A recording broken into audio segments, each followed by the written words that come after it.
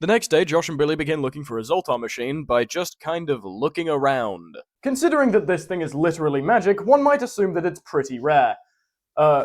Billy doesn't seem to think so. It's a big city, Josh. I bet there's a million Zoltar machines. I don't know about you, but I personally believe there's probably a reason why people in this universe don't just all believe in magic, and it's probably because there aren't that many of these things around. After realizing this, Josh and Billy head to the licensing bureau where they're told if they want to get a list of every Zoltar that's been licensed recently, then they'll have to wait 6 weeks. Bureaucracy strikes again. I love America. Guess Tom Hanks is gonna have to do the unthinkable and get a job, which should be just the worst. He's got no job history, no CV, they even make a whole point about how he has to make up his social security number. Naturally, you'd expect some kind of effort to go into this process. Maybe we get a whole montage of him applying and being rejected from jobs before he finally gets a job as like a pot washer or something. Nope. Right, okay, so he reads a newspaper, sees the word computer, does this, which is gross even for a 13-year-old, walks into his interview with a child, which people assume is his son, although based on body language, that clearly isn't the case, decides to ogle one of his potential co-workers and becomes a data analyst. This 13-year-old, after one job interview that he massively screws up, is depicted as being more successful than me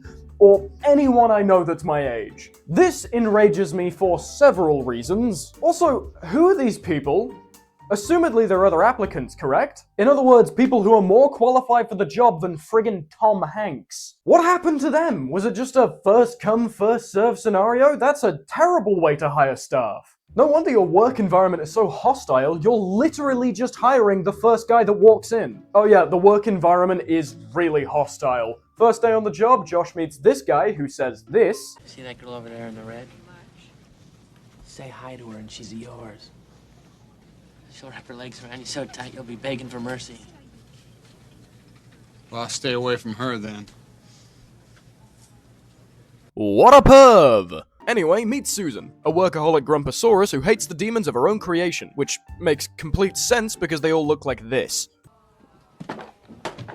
Susan has a problem with the Huggy Bear toy line, a line that her and Paul here worked on together. That being that it's failed spectacularly. Naturally, she's a little ticked off about this, and goes to Paul to discuss how they're going to sort this out.